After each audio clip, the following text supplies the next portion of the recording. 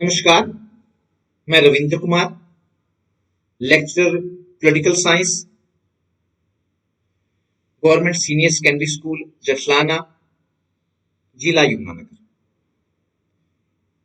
कक्षा 12वीं की राजनीतिक विज्ञान की पुस्तक है स्वतंत्र भारत में राजनीति। अध्याय 5, कांग्रेस प्रणाली, चुनौतियां और पुनर्स्थापना। अध्याय का नाम है। आज हम इसका भाग 3 करेंगे और भाग 3 में हम जिस बिंदु पर चर्चा करेंगे वो है 1969 में कांग्रेस में विभाजन, स्प्लिट इन कांग्रेस इन 1969। एक महत्वपूर्ण घटना थी जिस कांग्रेस की स्थापना 1885 में ए.ओ. ह्यूम ने की थी और जिस कांग्रेस ने देश को आजाद करवाने में एक महत्वपूर्ण भूमिका निभाई थी। 1969 में कुछ ऐसी परिस्थितियां बनी कि वही कांग्रेस दो टुकड़ों में बंट गई या कांग्रेस का विभाजन हो गया, दो दल बन गए। लेकिन कांग्रेस का विभाजन कैसे हुआ, इससे पहले भाग 2 का एक संक्षिप्त वर्णन जान लेना जरूरी है। भाग 2 में हम आपको बता चुके हैं कि 1967 में चौथे आम चुनाव हुए और चौथे आम चुनाव में कांग्रेस को लोकसभा की 520 सीटों में से 283 सीटें मिली। हालांकि उसको बहुमत मिल गया था, लेकिन फिर भी जिस तरह से कांग्रेस की सीटें आती थी, पहले 3 चुनाव में आई थी, वो चौथे आम चुनाव में नहीं आई। और एक सबसे बड़ी बात ये हुई कि कांग्रेस 9 राज्यों में चुनाव हार गई थी। 9 राज्य उसके हाथ से निकल गए थे। कांग्रेस के कई बड़े बड़े नेता भी चुनाव हार गए थे, जिनको किंग मेकर कहा जाता था। तो ये एक कांग्रेस के लिए बड़ा सेटबैक था, जिसको हम कहते हैं कि बड़ा जिसको कहते हैं नुकसान था। तो ये नुकसान हुआ। अब इसका परिणाम क्या हुआ? इसी का परिणाम जो है 1969 में हुआ।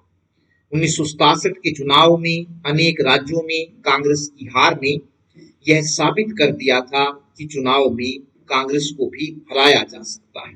पहले लोग ये मानने के लिए तैयार ही नहीं होते थे कि कभी कांग्रेस को भी हराया जा सकता है, लेकिन 1967 में ऐसा हुआ और लोगों को पहली बार लगा कि कांग्रेस को भी चुनाव में हराया जा सकता है। इन चुनाव परिणामों के बाद कांग्रेस के अंदर विद्रोह बढ़ने लगा और यह विद्रोह तभी शांत हुआ जब 1969 में कांग्रेस दो दलों में विभाजित हो गई। कांग्रेस में विभाजन के कारण कांग्रेस क्यों दो दलों में विभाजित हुई, इसका वर्णन करना जरूरी है। कुछ कारण है इसके पीछे, उनको एक एक करके हम उनका वर्णन करेंगे। उसमें पहला है इंदिरा बनाम सिंडिकेट।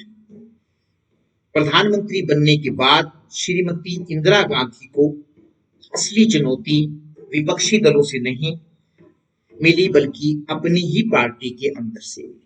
तो जैसे ही प्रधानमंत्री बनी 1967 के चुनाव के बाद, तो विपक्षी दलों से इतनी भारी चुनौती का सामना नहीं करना पड़ा, बल्कि वास्तव में असली चुनौती अपनी पार्टी के अंदर से मिली। और वो चुनौती क्या थी?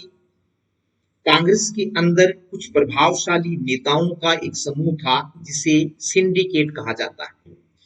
ये अंडरलाइन कीजिए, सिंडिकेट क्या था? कांग्रेस के अंदर कुछ प्रभावशाली नेताओं का एक समूह था जिसे सिंडिकेट कहा जाता था। सिंडिकेट के प्रमुख नेता थे कांग्रेस पार्टी के अध्यक्ष रह चुके के कामराज, चित्र आप अपनी स्क्रीन पर देख रहे हैं। मुंबई से एस के पाटिल, सदाशिव कन्नौजी पाटिल।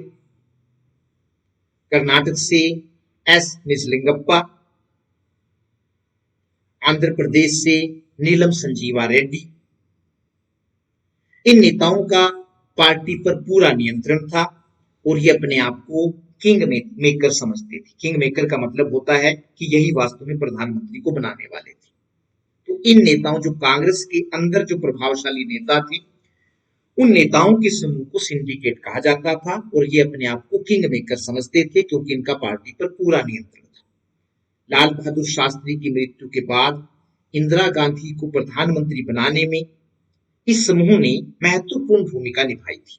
आपने देखा होगा, भाग 2 में हमने बताया था आपको कि इंदिरा गांधी को चुनौती देने के लिए मोरारजी देसाई थे, लेकिन किस तरह से सिंडिकेट ने इंदिरा गांधी को प्रधानमंत्री बनाया, तो वो भी एक दिलचस्प वाक्य है। तो प्रधानमंत्री इंदिरा गांधी को प्रधानमंत्री बनाने में इस समूह ने महत्वपूर्ण भूमिका निभाई थी।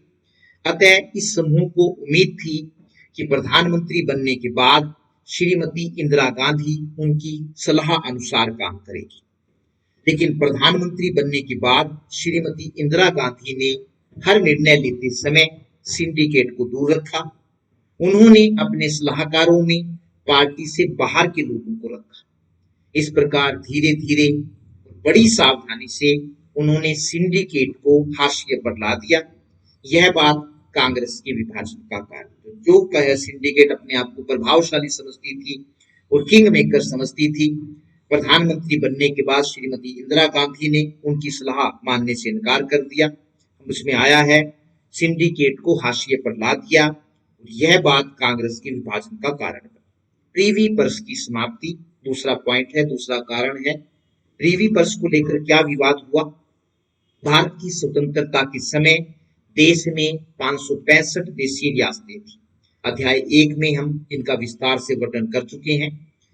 स्वतंत्रता के बाद इन रियासतों को भारत में शामिल करना जरूरी था। अतः देशी रियासतों को भारत में शामिल करने के लिए सरकार ने इन रियासतों के राजाओं को यह भरोसा दिलाया था कि उन्हें एक निश्चित मात्रा में निजी संपत्ति रखने का अधिकार दिया जाएगा तथा साथ ही उन्हें सरकार की तरफ से पेंशन भी दी जाएगी। इस व्यवस्था को ही प्रीवी पर्स के नाम से जाना जाता है। तो आपको समझ में आ गया होगा प्रीवी पर्स क्या है, कि देशी रियासतों को भारत में मिलाते समय उनके राजाओं को जो भरोसा दिया गया था कि उन्हें अपनी निजी संपत्ति बनाए रखने का भी अधिकार होगा और सरकार की तरफ से उन्हें पेंशन भी दी जाएगी, उस व्यवस्था को ही प्रीवी पर्स कहा जाता है। शुरू में किसी ने भी प्रीवी पर्स का विरोध नहीं किया, लेकिन बाद में इसकी आलोचना होनी शुरू हो गई, क्योंकि सरकार एक बड़ी राशि इन राजाओं को पेंशन देने पर खर्च कर रही थी। 1967 के चुनाव में श्रीमती इंदिरा गांधी ने प्रीवी पर्स को खत्म करने की बात कही, लेकिन मोरारजी देसाई ने इसे गलत बताया। यह बात भी श्रीमती इंदिरा गांधी और सिंडिकेट के बीच मतभेद का कारण है। 67 में श्रीमती इंदिरा गांधी इसको खत्म करना चाहती थी, लेकिन सिंडिकेट वाले इसका विरोध कर रहे थे। अब दोनों के बीच मतभेद हो गए और ये मतभेद भी कांग्रेस पार्टी के टूटने का कारण बने। 1971 के चुनाव में श्रीमती इंदिरा गांधी ने प्रीवी पर्स को एक बड़ा चुनावी मुद्दा बनाया और चुनाव जीतने के बाद 1971 में संविधान में संशोधन करके प्रीवी पर्स को समाप्त कर दिया। अंडरलाइन कीजिए कि प्रीवी पर्स को कब समाप्त किया गया? 1971 में। मोरारजी देसाई से वित्त विभाग वापस लेना, ये भी एक दिलचस्प घटना है। कांग्रेस के विभाजन का एक कारण प्रधानमंत्री श्रीमती इंदिरा गांधी द्वारा मोरारजी देसाई को वित्त मंत्री के पद से हटाना था। वित्त मंत्री आप जानते हैं कि जब श्रीमती इंदिरा गांधी को प्रधानमंत्री बनना था तो तब मोरारजी देसाई भी उनके विपक्ष में खड़े हुए थे प्रधानमंत्री बनने के लिए। तो 1967 में जब कांग्रेस सरकार बनी और वित्त मंत्री मोरारजी देसाई को बनाया गया, तो प्रधानमंत्री श्रीमती इंदिरा गांधी ने मोरारजी देसाई को वित्त मंत्री के पद से हटा दिया। इसके कारण भी इंदिरा गांधी और सिंडिकेट के बीच मतभेद बढ़ गए। 1969 का राष्ट्रपति का चुनाव, ये सबसे महत्वपूर्ण घटना थी जो कांग्रेस के विभाजन का कारण बनी। 1969 में तत्कालीन राष्ट्रपति जाकिर हुसैन की मृत्यु हो गई। चित्र आप देख रहे हैं, जाकिर हुसैन पद पर रहते हुए 1969 में उनकी मृत्यु हो गई। मृत्यु हो जाने के कारण राष्ट्रपति का पद खाली हो गया। सिंडिकेट ने नीलम संजीवा रेड्डी को राष्ट्रपति पद के लिए उम्मीदवार के रूप में खड़ा किया। नीलम संजीवा रेड्डी सिंडिकेट ने खड़ा किया, लेकिन उस समय नीलम संजीवा रेड्डी से श्रीमती इंदिरा गांधी की अनबन चल रही थी।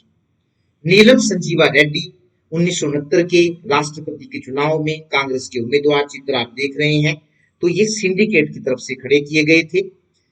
तो लेकिन श्रीमती इंदिरा गांधी की नीलम संजीवा रेड्डी से अनबन चल रही थी, इसलिए श्रीमती इंदिरा गांधी ने तत्कालीन उपराष्ट्रपति वीवी गिरी को आजाद उम्मीदवार के रूप में राष्ट्रपति पद का चुनाव लड़ने के लिए कहा। अपनी तरफ से वीवी गिरी को खड़ा कर दिया। V V Giri only person elected as an independent candidate, क्योंकि ये आजाद उम्मीदवार के रूप में खड़े हुए थे और ये एक महत्वपूर्ण घटना है।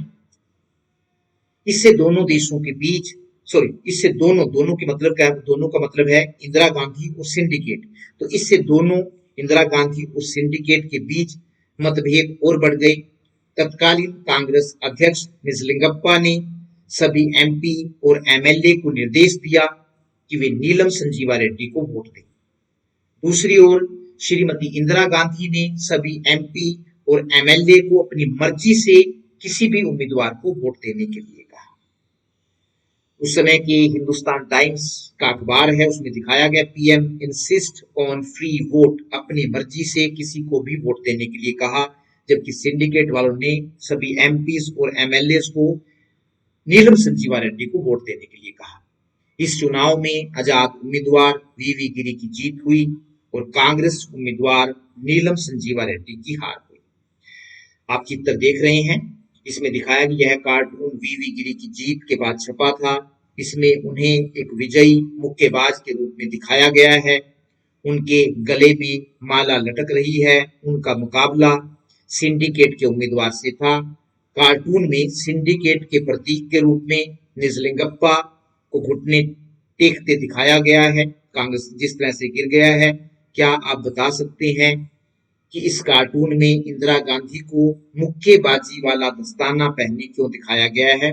तो कार्टून को देखकर आप समझ गए होंगे कि जिस प्रकार से श्रीमती इंदिरा गांधी ने नीलम संजीवा रेड्डी का विरोध किया था और वीवी गिरी जीत गए थे, तो उनके जीतने में वास्तव में श्रीमती इंदिरा गांधी का ही हाथ था, इसलिए उनको मुक्का पहने हुए दिखाया गया है। नीलम संजीवा रेड्डी की हार से क्रोधित होकर कांग्रेस ने श्रीमती इंदिरा गांधी और उनके वफादारों को पार्टी से निकाल दिया। पार्टी से निकाले जाने के बाद श्रीमती इंदिरा गांधी ने 1969 में नई दिल्ली में अखिल भारतीय कांग्रेस कमेटी की बैठक बुलाई। इस बैठक में सिंडिकेट वाला समूह उपस्थित नहीं हुआ, अतः कांग्रेस के दो टुकड़े हो गए। एक था सिंडिकेट के नेतृत्व वाला कांग्रेस ओ और दूसरा था श्रीमती इंदिरा गांधी के नेतृत्व वाला कांग्रेस आर। तो 1969 में इस प्रकार से जो कांग्रेस है वो दो भागों में बट गई थी, दो दल बन गए थे, सिंडिकेट के नेतृत्व वाला कांग्रेस ओ और इंदिरा गांधी के नेतृत्व वाला कांग्रेस आर। तो ये दिखाया गया है, दोबारा फिर एक कार्टून दिखाया गया है। We would like to remind you बापू's wish was to see the Congress dissolved। वास्तव में आपने देख रहे होंगे तो ये कांग्रेस वाले श्रीमती इंदिरा गांधी को बता रहे हैं कि स्वतंत्रता के बाद महात्मा गांधी ने भी कहा था कि कांग्रेस को भंग कर देना चाहिए। 1969 में कांग्रेस पार्टी में नेतृत्व के लिए प्रतिद्वंद्विता पर कार्टूनिस्ट का नजरिया दिखाया गया है। द इंडियन नेशनल सिंडिकेट, ये अलग झंडा लेके जा रहे हैं। तो इस प्रकार से उस समय ये कार्टून छपे थे। चुनाव चिन्ह 1951 से लेकर 1971 तक कांग्रेस का चुनाव चिन्ह दो बैलों की जोड़ी था, हल के साथ। शुरू में उसके दो बैल थे और बाद में कार्टून के जरिए इसको कैसे दिखाया गया है कांग्रेस की टूट को आप देख रहे हैं। जब पहला साल था तो दोनों बैल और पीछे जो किसान है वो बिल्कुल अच्छी प्रकार से चल रहे हैं, लेकिन जब 9 साल आए तो दोनों बैलों ने गुर्राना शुरू कर दिया। इसमें दिखाया गया है चित्र में, अपने स्क्रीन पर आप देख रहे होंगे। और जब 17 साल हुए दोनों बैल वास्तव में अलग अलग दिखा रखे हैं, एक ने दूसरी तरफ मुंह किया हुआ, एक ने दूसरी तरफ मुंह कर रखा है। तो इस प्रकार से उनमें विवाद बढ़ने लगे, मतभेद बढ़ने लगे। और जब 22 साल हुए देश को आजाद हुए और 22 साल के बाद आप देख रहे हैं दोनों बैलों को किस प्रकार से दोनों ने लड़ना शुरू कर दिया। इस प्रकार कांग्रेस का जो चुनाव चिन्ह था दोनों बैलों की जोड़ी वास्तव में 22 साल के बाद अलग अलग हो गया और वो दो दलों में बंट गया। यहाँ भी एक और चित्र दिखाया गया है, तो आप देख रहे हैं ऊपर कांग्रेस पार्टी झोपड़ी पर लगा हुआ है और श्रीमती इंदिरा गांधी को इसमें आग लगाते हुए दिखाया गया है कि किस प्रकार श्रीमती इंदिरा गांधी ने कांग्रेस पार्टी को दो भागों में बांट दिया। 1971 का 5वां आम चुनाव और कांग्रेस की पुनर्स्थापना। तो इसके बाद जो 5वां चुनाव होता है वो भी एक महत्वपूर्ण चुनाव था। तो 1971 का 5वां आम चुनाव और कांग्रेस की पुनर्स्थापना। 1969 में कांग्रेस में विभाजन के कारण श्रीमती इंदिरा गांधी की सरकार अल्पमत में आ गई, लेकिन फिर भी उन्होंने डीएमके भारतीय कम्युनिस्ट पार्टी के समर्थन से अपनी सरकार को, क्योंकि जो सिंडिकेट वाला भाग था वो उससे अलग हो गया था, तो अल्पमत में आ गई थी, लेकिन फिर भी डीएमके और भारतीय कम्युनिस्ट पार्टी के समर्थन से उन्होंने अपनी सरकार को बचाए रखा। दिसंबर 1970 में उन्होंने 15 महीने पहले ही लोकसभा को भंग कर दिया और नए चुनाव करवाने की घोषणा कर दी दिसंबर 1970 में। यह एक आश्चर्यजनक और साहसिक कदम था कि 15 महीने भी सरकार के बचे हुए थे, लेकिन 15 महीने पहले ही उन्होंने लोकसभा को भंग कर दिया और नए चुनाव करवाने की घोषणा कर दी। इन चुनाव में असली मुकाबला श्रीमती इंदिरा गांधी की कांग्रेस आर और सिंडिकेट की कांग्रेस ओ के बीच था। ये सिद्ध करके दिखाना था कि वास्तव में असली कांग्रेस कौन सी है, इंदिरा गांधी की कांग्रेस आर या फिर सिंडिकेट की कांग्रेस ओ। विरोधी दलों का इंदिरा गांधी के खिलाफ एकजुट होना। 1971 के लोकसभा चुनाव के समय लगभग सारे विरोधी दल श्रीमती इंदिरा गांधी के खिलाफ एकजुट हो गए। इन चुनाव में कांग्रेस ओ ने गैर कांग्रेसी दलों के साथ मिलकर एक चुनावी गठबंधन बनाया, जिसे ग्रैंड अलायंस या महाजोत कहा जाता है। सभी के सभी जितने भी विरोधी दल थे वो इंदिरा गांधी के खिलाफ एकजुट हो गए, जिसमें कांग्रेस ओ भी थी, और उन्होंने एक बड़ा गठबंधन बनाया। चुनावी गठबंधन था ये, ग्रैंड अलायंस या फिर महाजोत कहा जाता है। इससे इंदिरा गांधी के लिए स्थिति और भी कठिन हो गई, क्योंकि सारे के सारे विरोधी दल आपस में मिल गए। लेकिन इस गठबंधन के पास मतदाताओं को रिझाने के लिए कोई खास कार्यक्रम नहीं था। उनका केवल एक ही नारा था, इंदिरा हटाओ, बस एक ही नारा। अब ये कारण क्यों नहीं बता नहीं पा रहे थे कि इंदिरा को क्यों हटाए, बस सिर्फ इंदिरा गांधी को सत्ता से बाहर निकालने के लिए सारे के सारे विरोधी दल एकजुट हो गए थे। कोई खास कार्यक्रम नहीं था जिससे मतदाताओं को रिझाया जा सके, बस एक ही नारा था, इंदिरा हटाओ। आपने इसको याद रखना है, इंदिरा हटाओ का नारा किसने दिया था और कौन से चुनाव में दिया था। इंदिरा गांधी का गरीबी हटाओ का नारा। 1971 के चुनाव में श्रीमती इंदिरा गांधी ने गरीबी हटाओ का नारा दिया। जहां विरोधी दलों ने इंदिरा हटाओ का नारा दिया, वहीं श्रीमती इंदिरा गांधी ने गरीबी हटाओ का नारा 1971 के चुनाव में दिया। उन्होंने कहा कि रोटी, मकान और नौकरी सभी की मौलिक जरूरतें हैं, और ये जरूरतें तभी पूरी हो सकती हैं जब गरीबी को हटाया जाएगा। तो इंदिरा गांधी का अगर हम देखें नारा, विपक्ष के नारे से ज्यादा बेहतर था। वो गरीबों के लिए गरीबी हटाने की बात कर रही थी। उनका कहना था कि रोटी, मकान और नौकरी सभी की मौलिक जरूरतें हैं, और ये जरूरतें तभी पूरी हो सकती हैं जब गरीबी को हटाया जाएगा। गरीबी को केवल तभी हटाया जा सकता है, उन्होंने कुछ कदम उठाने की बात कही थी। एक बताया था, राजाओं की प्रीवी पर्स को समाप्त किया जाए। राजाओं की प्रीवी पर्स, वो कहते हैं कि उनको पेंशन देने से एक बड़ा बोझ सरकार पर पड़ रहा था, तो अगर उनकी प्रीवी पर्स को समाप्त कर दिया जाए, वो पेंशन देनी बंद कर दिया जाए, तो उस पैसे को गरीबों के कल्याण पर खर्च किया जा सकता है। राजाओं की प्रीवी पर्स को समाप्त किया जाएगा। उद्योगों में मजदूरों की हिस्सेदारी बढ़ाई जाएगी। और तीसरा था, संपत्ति की सीमा तय की जाएगी, मतलब एक व्यक्ति जो है वो इससे ज्यादा संपत्ति नहीं रख सकता है। भूमिहीन किसानों को जमीन दी जाएगी। इन सब के लिए संविधान में संशोधन करना पड़ेगा, और संविधान में संशोधन तभी किया जा सकता है जब कांग्रेस को संसद में पूर्ण बहुमत मिले। तो इस प्रकार से उन्होंने 4-5 पॉइंट लोगों के सामने रखे कि ये तभी हो पाएंगे जब आप मुझे वोट देंगे, और जब आप भारी बहुमत से कांग्रेस को जिताकर भेजेंगे, तो इस प्रकार से गरीबी को हटाया जा सकता है। गरीबी हटाओ के नारे का किसानों, मजदूरों, दलितों, अल्पसंख्यकों और बेरोजगार नवयुवकों पर विशेष प्रभाव पड़ा, क्योंकि करिश्मा वाला नारा था, लोगों को आकर्षित करने वाला नारा था। तो किसानों, मजदूरों, दलितों, अल्पसंख्यकों और बेरोजगार नवयुवकों पर विशेष प्रभाव पड़ा, और उन्होंने इस नारे से प्रभावित होकर श्रीमती इंदिरा गांधी को वोट दिए।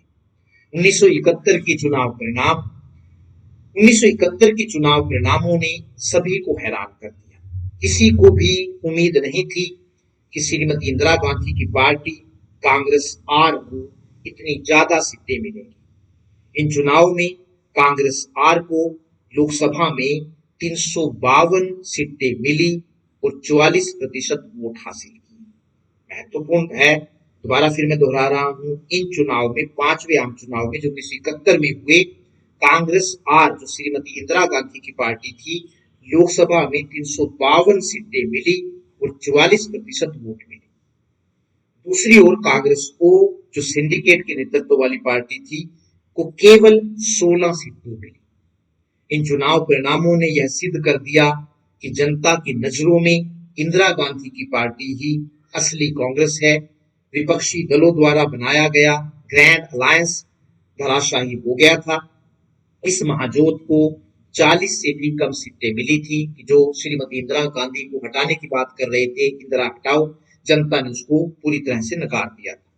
तो यहाँ पर दोबारा फिर एक कार्टून दिखाया गया है, द ग्रैंड फिनिश नामक कार्टून में 1971 के चुनाव परिणामों पर टिप्पणी की गई है। पराजित खिलाड़ियों के रूप में उस समय के प्रमुख विपक्षी नेताओं को दिखाया गया है। तो अगर आप देख रहे हैं, सारे के सारे जो हारे हुए हैं, जिन्होंने ग्रैंड अलायंस बनाया था, वो सारे के सारे हार गए थे।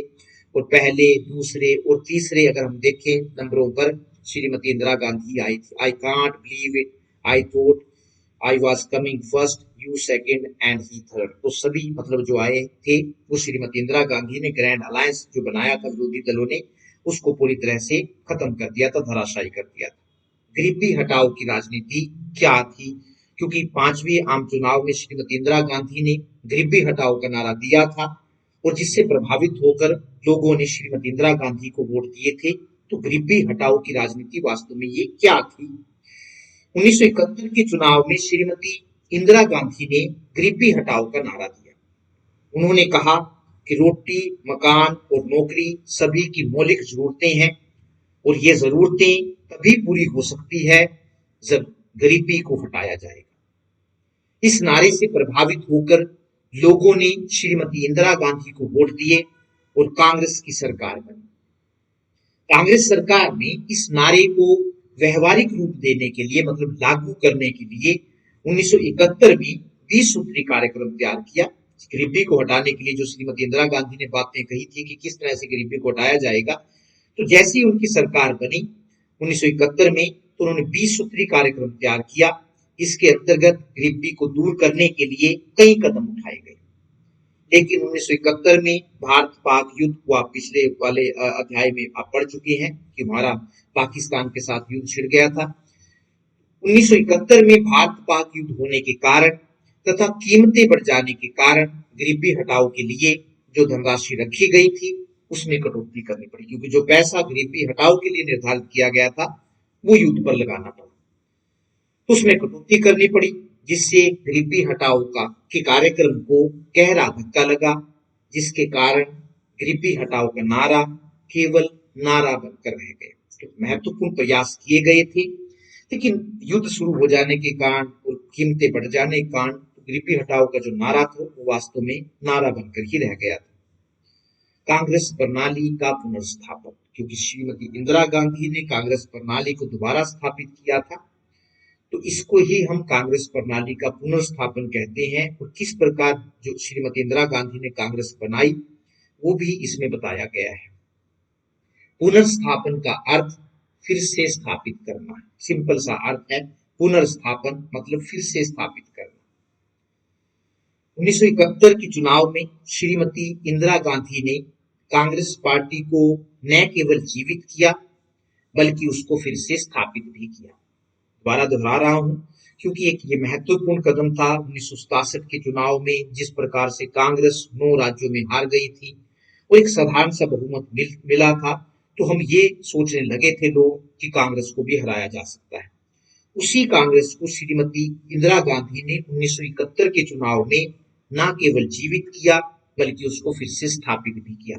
1969 में जाकर कांग्रेस टूट गई थी, 2 टुकड़े बन गए थे। तो लोगों को ये तय करना था कि वास्तव में असली कांग्रेस कौन सी है। इस प्रकार हम कह सकते हैं कि किसी न किसी एक भाग को तो जीवित करना था। तो लोगों ने श्रीमती इंदिरा गांधी की कांग्रेस आर को वोट दिए थे। तो वास्तव में वो एक प्रकार से कांग्रेस को जीवित करना था। इसलिए हम कहते हैं कि कांग्रेस पार्टी को श्रीमती इंदिरा गांधी ने न केवल जीवित किया बल्कि उसको फिर से स्थापित भी किया। इसलिए कई लेखकों ने इसे कांग्रेस के पुनर्स्थापन, रेस्टोरेशन ऑफ कांग्रेस का नाम दिया है। कई मामलों में यह पार्टी इंदिरा गांधी के हाथों बनी एकदम नई पार्टी थी। इंदिरा गांधी ने इसको बनाया था। इस पार्टी को लोकप्रियता के लिहाज से वही स्थान प्राप्त था जो उसे शुरुआती दौर में हासिल। लेकिन अब कांग्रेस एक अलग प्रकार की पार्टी थी। वो पुराने वाली कांग्रेस नहीं थी, क्योंकि श्रीमती इंदिरा गांधी के हाथों बनी थी। इसलिए ये एक अलग प्रकार की पार्टी थी जो पुरानी कांग्रेस से निम्नलिखित बातों से भिन्न थी। कई नई बातें जुड़ गई थी।